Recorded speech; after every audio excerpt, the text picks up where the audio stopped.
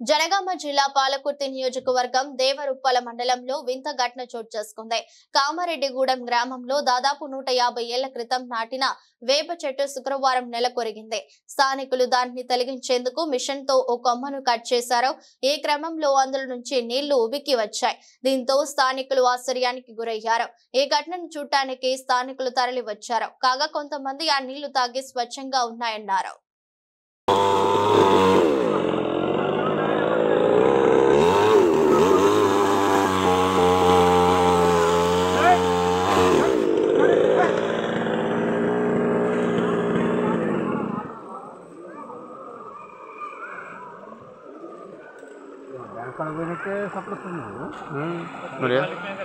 మరి షెడ్యూల్ అన్ని నీళ్ళు ఉన్నాయి ఎందుకనుకున్నావు?